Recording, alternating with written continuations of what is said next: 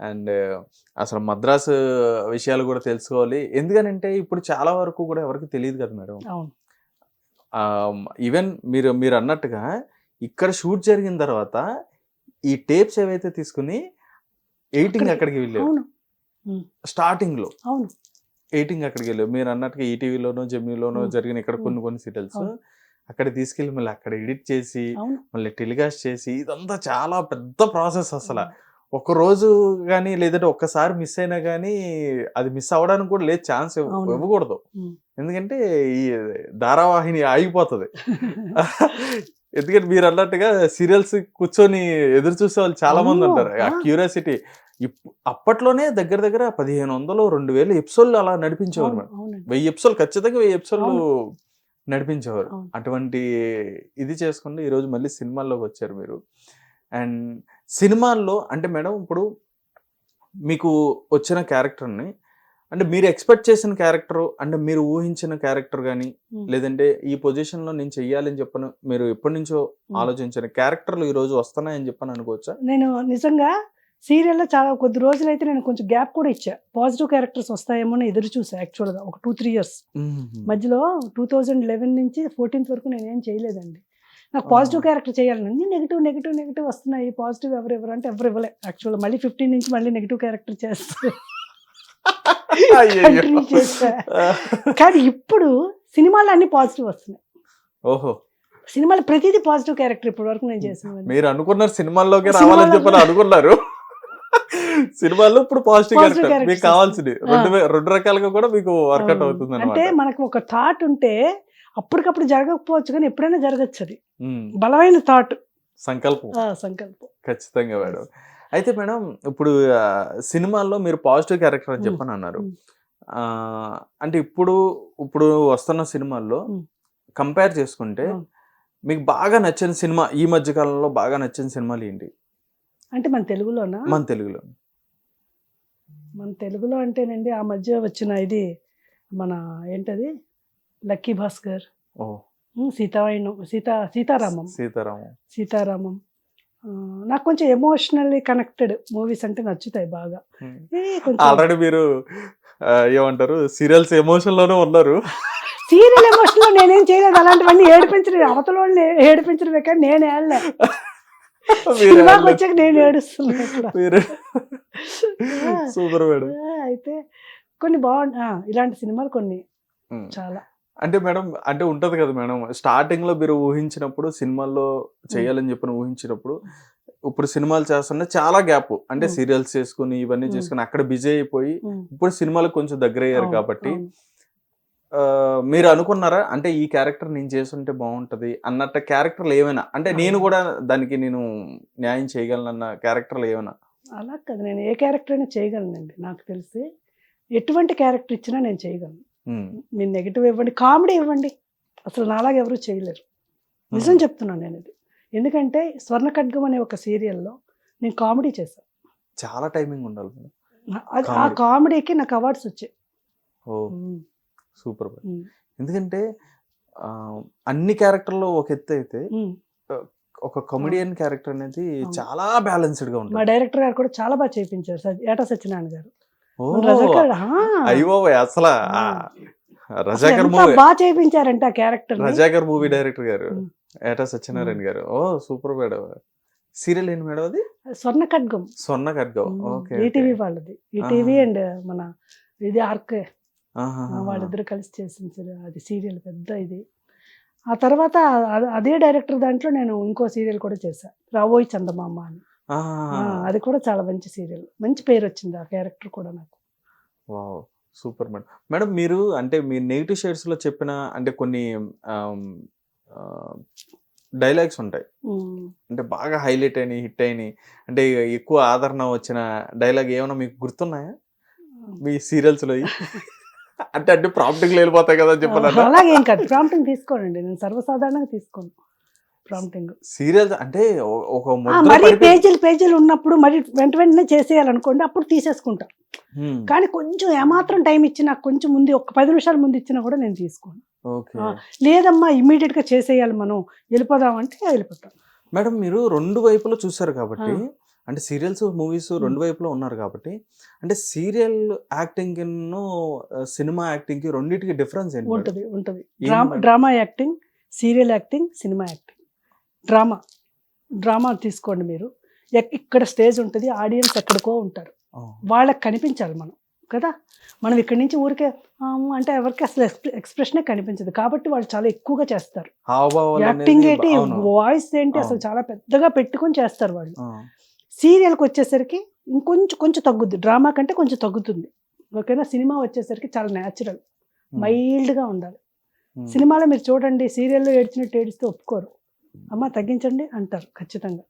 ఎందుకంటే చాలా మైల్డ్గా ఉండాలి అక్కడ యాక్టింగ్. సీరియల్ యాక్టింగ్ కొంచెం ఎక్కువ ఉండాలి, ఉంటుందండి. యాక్టింగ్లో డిఫరెన్స్ ఉంటుంది మీకు. ఓకే. అలాగే ప్రాంప్టింగ్ తీసుకోవడం ఒకలా ఉంటుంది, తీసుకోకపోవడం ఒకలా ఉంటుంది. ఆ. ఎప్పుడైనా సరే మేడం మీకు ఇబ్బంది కలిగించిన సందర్భాలు ఎప్పుడైనా అనిపించినాయా అంటే ఎలాంటి? షూటింగ్ లో? అంటే ఇప్పుడు కొన్ని షార్ట్స్ ఏంటంటే త్వరగా అవ్వవు, అవును. కొన్ని షార్ట్స్ టేకుల మీద టేకులు నడుస్తూనే ఉంటాయి. ఉమ్. అటు డైరెక్టర్ గారు ఆయన చిరాకు పడుతున్నాడో తెలియదు, లేదంటే అంటే ఆ సందర్భం మనం ఎక్స్పెక్ట్ చేయలేము అవును, అటువంటి అవును. సందర్భాలు. అలాగే ఎప్పుడైనా మీకు చికాకు అనిపించిన సందర్భాలు? అలాగేం కాదండి, టెక్నికల్గా ఇప్పుడు స్వర్ణఖడ్గం లాంటి సీరియల్ చాలా టెక్నికల్గా చాలా పెద్ద వాల్యూస్తో తీసిన సీరియల్. ఒకసారి మనం కరెక్ట్గా చేసినా అవతల ఏదో కెమెరా ప్రాబ్లం అవ్వచ్చు, లేదంటే పక్కన ఇంకొక ఆర్టిస్ట్ ప్రాబ్లం అవ్వచ్చు, ఇలాంటివి ఉంటాయి నాన్ సెన్స్లు. అంతేకాని అంతకుమించి నేను ఫేస్ చేసిందంటూ ఏమీ లేదు. మా డైరెక్టర్స్ దగ్గర కూడా నేను ఎప్పుడు తిట్లు తిన్నది కూడా అసలు ఎప్పుడు లేదు నాకు తెలిసి. కాకపోతే ఇలా రామ్మా, ఇంకొంచెం చేయొచ్చు కదా నువ్వు, అట్లా బెటర్ చేయొచ్చు, లేదంటే ఇంకొంచెం తగ్గించవచ్చు, ఇట్లాగా తప్పిస్తే నేను పెద్దగా దాని గురించి ఇదేంటి లేదు. మేడం, ఇది టిపికల్ క్వశ్చన్. మీరు మీ సీరియల్ జర్నీలో మీరు యాక్ట్ చేసిన డైరెక్టర్లో ది బెస్ట్ డైరెక్టర్ ఎవరనేది చెప్పండి.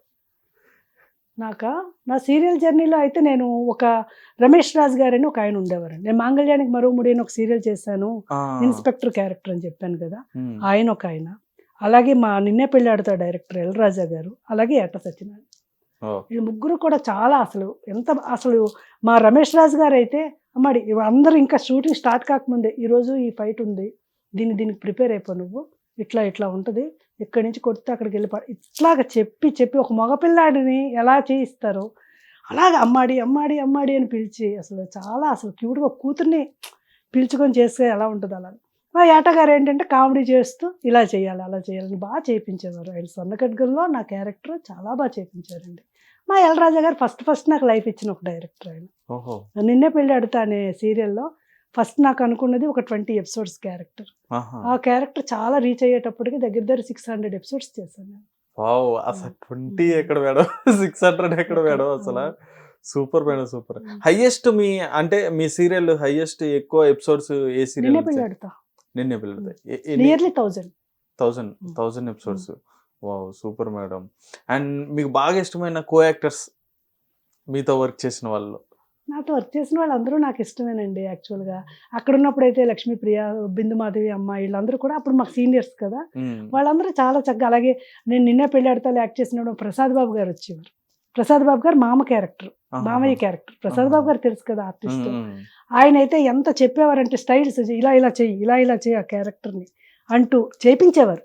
అమ్మ ఇలా చేసేవాడమ్మా చిరంజీవి అయితే క్యారెక్టర్ ఇలాగమ్మా అలాగమ్మా, స్టైల్స్ అంతా నేర్పించేవారు ఆయన. ఎప్పుడైనా మేము విసుక్కుండేదాన్ని. డే అండ్ నైట్ షూట్ ఉండేది. నైట్ అంతా నాగమ్మ చేసి వచ్చి మార్నింగ్ ఈ షూట్ ఉండేది. షూట్ ఉంటే ఏంటి సార్ నిద్ర వస్తుందంటే, ఎప్పుడు అలా విసుక్కోకూడదు, మనకి వర్క్ వచ్చినప్పుడు వస్తుంది, లేనప్పుడు ఇంట్లోనే కూర్చుంటాం మనం, అప్పుడు మనకి కావాలన్నా రాదు, వర్క్ దొరకదు, కాబట్టి వచ్చినప్పుడు దాన్ని వినియోగించుకోవాలి. ఇలాగా ఆయన దగ్గర అదొకటి నేను నేర్చుకున్నాను. నాగమ్మ చేసినప్పుడు సోమయాజులు గారు, అప్పటికే ఆయన చాలా పెద్ద ఆయన, ముసలాయన. ఆయన్ని బాగా మంచి చలిలో అక్కడ ఒక త్రిశూలం కొండ అని ఒక కొండ ఉంది, చాలా షూటింగ్స్ జరిగాయి. త్రిశూలం కొండ అక్కడ తీసుకొచ్చి సాయంత్రం 6 గంటలకు తీసుకొచ్చి 5 గంటలకు తీసుకొచ్చి కూర్చోబెట్టి తెల్లవారుజాము 2కో 3కో ఆయనకి షాట్ తీసేవారు. మా అందరికీ బాధ అనిపించేది, ఇదేంటిది మిగతా వాళ్ళకి చేయకుండా ఆయన చెయ్యొచ్చు కదా, పెద్ద ఆయన పాపం అప్పటికేని అని చెప్పేసి. అంటే ఒకరోజు ఎవరో కానీ వెళ్ళి, సార్ ఏంటి సార్ మీకు కోపం అంటే, ఎందుకయ్యా కోపం, ఈరోజు నేను అమ్ముడుపోయాను వాళ్ళకి, వాళ్ళు ఎప్పుడైనా తీసుకొని నాకెందుకు. ఎంత సహనం, ఎంత ఓర్పు, అసలు నాకైతే అద్భుతం అనిపించింది నిజంగా. అది కదా కరెక్ట్. ఇంకా ఆ రోజు నుంచి నేను ఏ రోజు ఇప్పుడు కూడా ఏ షూటింగ్లో కూడా నాకు ఎందుకు తీయలే షాట్ అని అసలు అడగను నేను. అలా కూర్చుంటా అంతే. మీ ఇష్టం తీస్తే తీ లేకపోతే లేదు, నాకు అనవసరం. అమ్ముడిపోయా అంతే. ఆ రోజు కాల్ షీట్ ఇచ్చేసాము. వాళ్ళు తీసుకుంటే ఏంటి, తీయకపోతే ఏంటి నీకు. అది అలాగా. నేను అలాంటి వాళ్ళ దగ్గర చూసి నేను ఎవరి దగ్గరైనా కూడా అలాంటి వాళ్ళనే కదండి, ఒక మనిషి దగ్గర ఒక మంచి గుణం ఉంది అంటే నాకు చాలా అద్భుతంగా అనిపిస్తుంది. ఇలా ఇంకా మంచిగా తీసుకున్న సందర్భాలు ఏమైనా ఉన్నాయి మేడం? ఉంటాయండి, లైఫ్లో చాలా ఉన్నాయి. అంటే మేడం మీరు ఇప్పుడు స్పిరిచువల్గా మీరు ధ్యానం సంబంధించి కానీ వీటికి సంబంధించుకుని చాలా ఎక్కువ చెప్పడం జరిగింది. మీరు అంటే మీరు ఇచ్చిన ఇంటర్వ్యూస్లో కానీ ఎక్కడైనా చెప్పడం కూడా జరుగుతుంది అన్నమాట. అందులోకి వెళ్ళడానికి అంటే నేను ఎలా అంటున్నానంటే మీరు చెప్పింది రైటే మేడం. ఎందుకంటే మనలో ఉంటుంది ఆ జ్యోతి అనేది, మనం తెలుసుకుంటే ఎంత ప్యూర్ గా ఉంటే మనకు అది రివీల్ అవుతుందని చెప్పన్న విషయం రైట్ మేడం. కానీ ఇప్పుడు ఎంత బిజీ లైఫ్ లో ఉండి ఎంత ఇదిగా ఉంటూ అటువైపు మిమ్మల్ని అలా లాగడానికి కారణం ఏంటి అని చెప్పన్నది. బిజీ లైఫ్ అంటే అలాగని కాదమ్మా. యాక్చువల్గా చాలా మంది అడుగుతుంటారు, మీరు మెడిటేషన్ ఎప్పుడు చేస్తారు, మీకు షూటింగ్ ఉంటే అని. ఇప్పుడు జర్నీ చేసి వచ్చాను అక్కడి నుంచి 45 మినిట్స్ నేను ఆ ఫోన్లు గీళ్ళు చూసుకున్నాను. అంటే ఫోన్ వస్తే మాట్లాడాలి, అది కాదని అంటలే, నేను వర్కే ఫస్ట్. కానీ ఇప్పుడు చాలా టైం ఉంటుంది మనకు, 1/2 అవర్ టైం ఉంటుంది. నువ్వు అబ్జర్వ్ చేసుకో, అతను ఎందుకు, నువ్వు అబ్జర్వ్ చేసుకో, ఏం జరుగుతుంది అసలు నాకు ఏంటి, అబ్జర్వ్ చేసుకో, నువ్వు ఫస్ట్ తెలుసుకో. ఇదే కదా నిజమైన స్పిరిచువాలిటీ, ఇదేనండి.